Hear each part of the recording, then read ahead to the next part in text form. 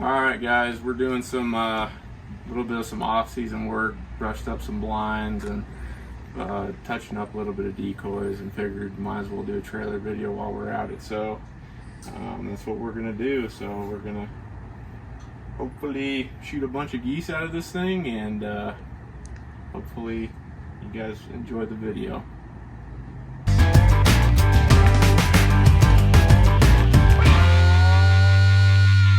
Alright, welcome to MTV Goose Cribs.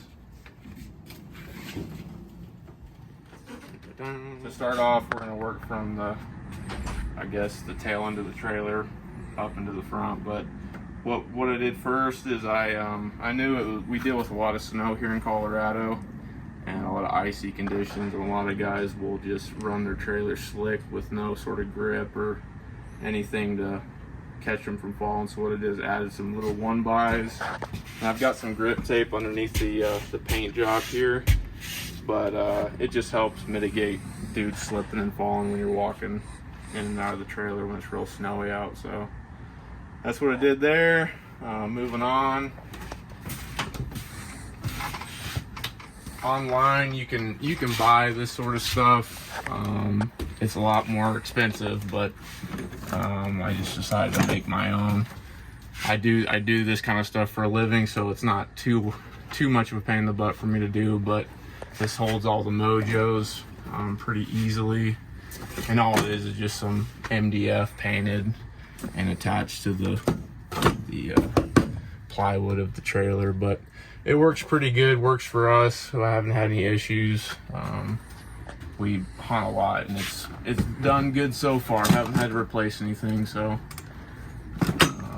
feel free to copy it if you want, anybody that's doing a trailer build. But I had two motion goose flappers here, but we moved a lot to the minor details. If you guys haven't seen, they're coming out with some pretty good products. Minor details, if you want to sponsor us, that'd be awesome. And but so I decided to take those out and then put my waders there just to hang them, and to where they dry out easy. And yeah, it works pretty good. Oh, a little side note to this: if you're wanting to build these, make sure when you're putting your stakes in, or your mojo holders, make sure you have enough room. When you twist them, you can pull them out, and they come out just like that. So that way, because I used to have to snap them individually, take them off here, unsnap them, and then it was a big pain in the butt. So it's just a little quick tip for you if you're wanting to do this type of system. Moving on. Oh, and I did a paint job around this whole thing. So this is waterproof. This paint's like a kind of texturized waterproofing material so the wood doesn't rot out underneath it. But then this is just regular interior white paint. The white helps the light reflect a little bit. If you paint this thing super dark, it wouldn't really reflect too good. So anyway, I got stuff for brushing and blinds, like the hedge cutter, cutting holes open for late season ice hunts.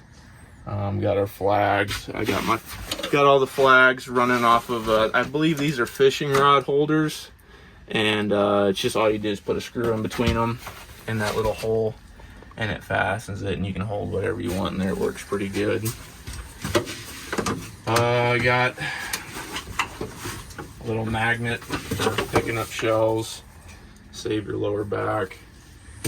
You can also beat cripples if they're running around with it. And these track systems, I'm sure if you guys have, anybody has owned a trailer, these E-track systems are great for putting tie downs and stuff. These little attachments come with them. Some of them do. You can buy aftermarket attachments, but if you're wanting to attach like ratchet straps or anything to them, it works great for. But yeah, I got the hedge trimmer.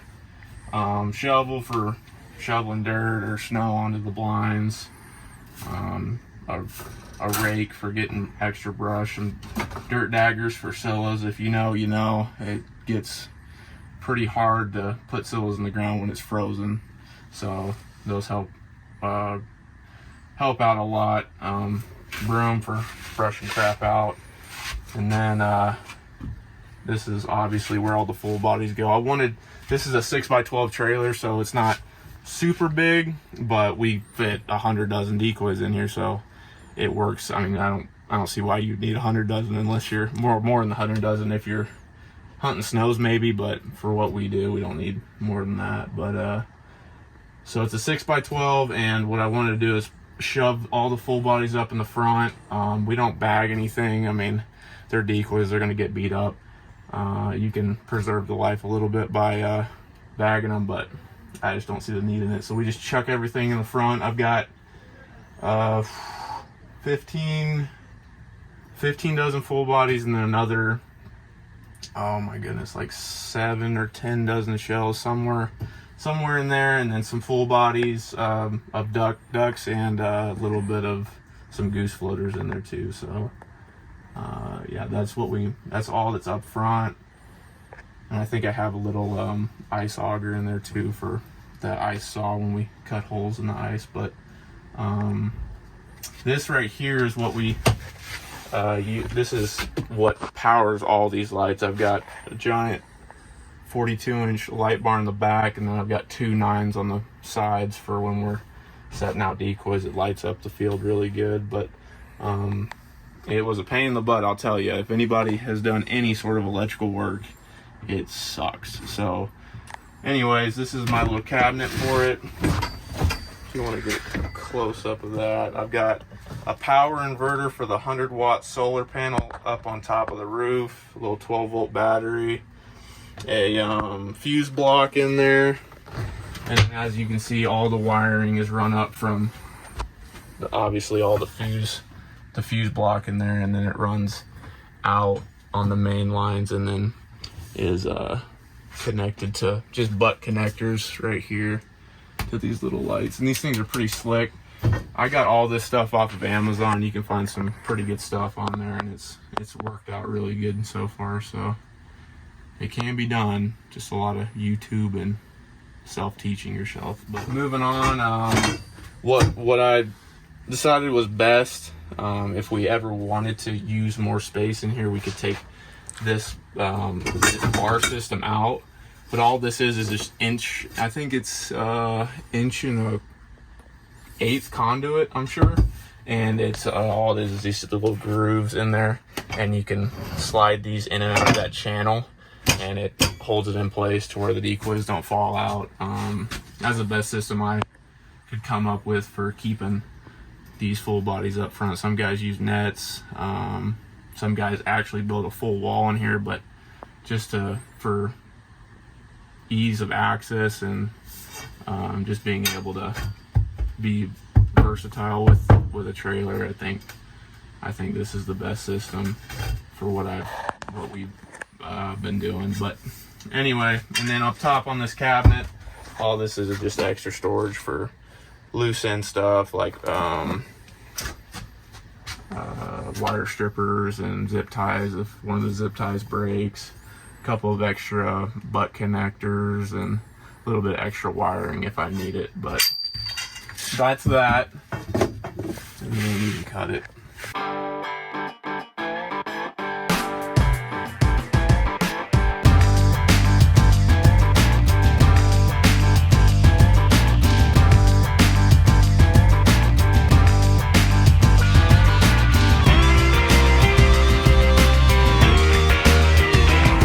So starting off with the actual frame that holds all this stuff in here. All this is just your standard 2x4s with a 1/2 inch OSB, and it's all painted in the same white exterior stuff. But these work great. We haven't had any problems with the structural integrity of them, and all I've got is just one support running down the center of these things, and then I got them bolted into the actual metal square tubing of the trailer, because if you connected them to the plywood, you'd have some structural problems, especially with how much weight we've got on these. But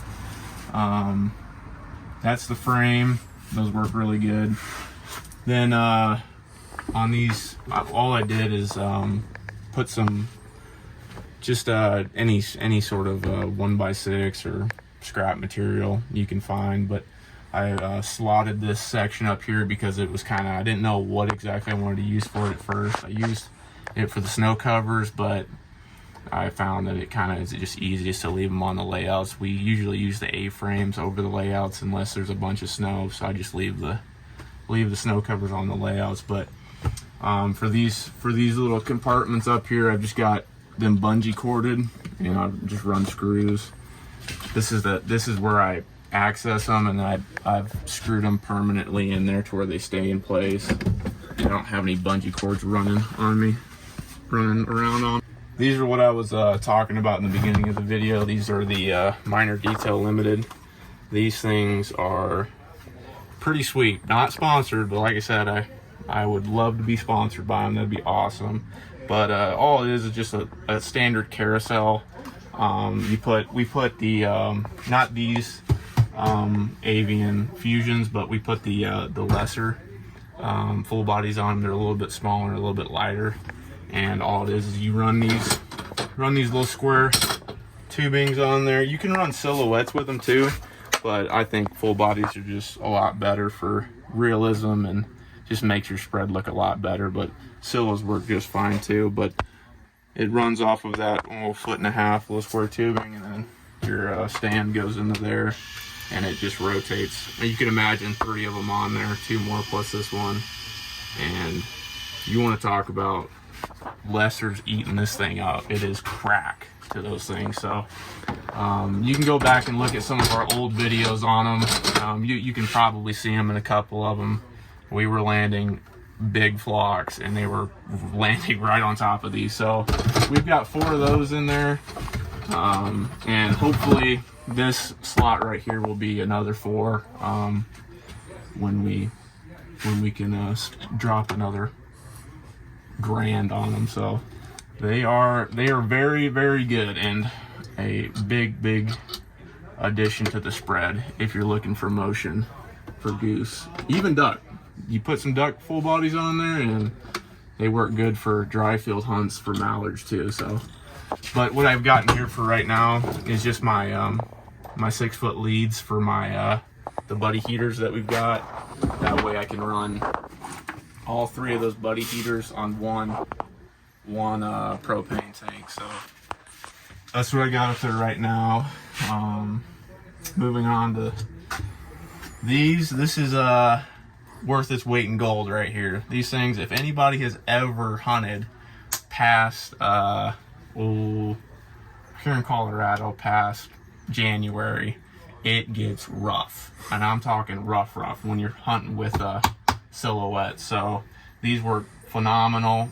In addition to the dirt daggers, you poke a hole and then smack them in a couple of times, and they're not going anywhere. So these are definitely something that you should add to your arsenal if you don't already have them.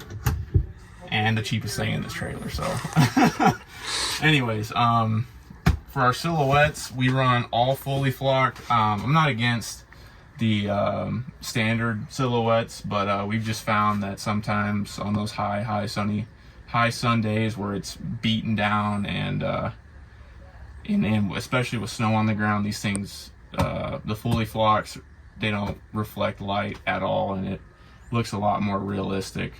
I've killed plenty of geese over the standard V2Fs that aren't fully flocked, but we just prefer to do fully flocked. We just find that we've had more success with them. So we've got 40 dozen on top and metal here, and then on the bottom we run socks some of the time, but we've got 30 dozen down there. But I don't know what it is about Colorado the past couple of years, but we've had little to no wind on most of our hunts, so we just haven't had the time to really throw those out. We do have 10 dozen or either 6 or 7 dozen tall socks, and it's fun to hide in the spread, but like I said, we haven't had enough wind to really make that happen. So anyways, and then chairs, I'm gonna get some more dive bomb chairs, but got some chairs in there, and then a little trash can for spent shells and any any other stuff we have. Some of Dylan's honey bun wrappers and stuff like that. So, and then also on the frame itself, what I chose to do is I had bungee cords around to hold these in, but the elasticity on those bungee cords wears out after a couple months, so I just opted to do ratchet straps. Those will always stay tight, and all I did is run eye hooks to connect them on each side, so that works great. And then our buddy heaters, obviously, if you're hunting in a really cold state like we are, those things are game changers too. It makes hunting just a little bit more bearable, and if you got girlfriends or wussy friends, then those are a good addition. So, and then one more little detail is on a couple of our videos you've seen us jot down our limits. Now this, you may say, oh, these guys don't shoot nothing, they only got 3, but this is true limits. This isn't just like 4 dudes in a pit and you shot 5 geese and call that a limit, a one-man limit. No, this is when typically we're hunting with minimum of 2 guys, but 2 to 6 dudes. So when we put a jot on here, it's usually a good handful of birds. So that's just something that we wanted to do. It's something fun for to look back on and see all the limits we've shot in this trailer, and hopefully many more to come. That's about it for the trailer. It's been a great trailer. I'd recommend if you can do a 7x14, I'd do it. But like I said, we've hunted out of this thing for like around a year now, and we have not found any issues with space or too cramped. Like I said, we've got 100 dozen decoys in here with 2 A-frames and 3 jet sleds, and I think five layouts, and I could fit all that right here. So I don't think there's any need to go any bigger, unless you're running a guide service or something where you need more decoys. But yeah, that's the trailer, and hope you guys like the build, and maybe got a few things. Oh, last thing. Well, not second to last thing. This right here, if you've watched any of our other videos, Brett's dog Oak, that dude's a stud muffin, but he knows as soon as I open up this trailer, he knows exactly where his fun toy is. So keep that in there for him, and keeps him on the slow days, keeps him working and still having a good time, which is the most important thing. You don't want an unhappy dog. So that's that. All right, so if you guys haven't noticed, there's Bible verses covering this whole trailer. Probably gonna like to do more, but it's just something that we like doing. We're big time Jesus followers, me and all my buddies, so it's just a good reminder for us and whoever else may be hunting with us, whether they be people we already know or just random people that decide to come on a hunt. It's a good way to spread the gospel and show people what we believe in. You never know when somebody's life could be changed from a hunt they go on with us. So that's a good addition for the trailer too. Most important above all. So Jesus is the only reason that we're able to go hunting and have nice trailers like this. So all glory to him. Mm-hmm. And another addition that is kind of pretty important when you're doing a bunch of lighting like we did on this one is on my wiring. When I drilled in for not only mounting it but the wire itself, I got some rubber grommet, but then I used silicone, just really heavy duty grade silicone, the color of the trailer, just for aesthetics. It doesn't really matter, you just use clear silicone, but all of it's completely waterproof. If you don't do that, you can have a lot of water damage and a lot of wiring problems down the road if you cut corners on that. So that's a really big key, is waterproof everything. And then if you want to have a little laugh, we've only had this trailer for a year, and the good Lord has blessed me with some good old-fashioned hail damage free of charge. So if anybody knows a hail damage guy, let me know. All jokes aside, that's just what's going to happen. It's decoy trailer. But yep, makes it unique.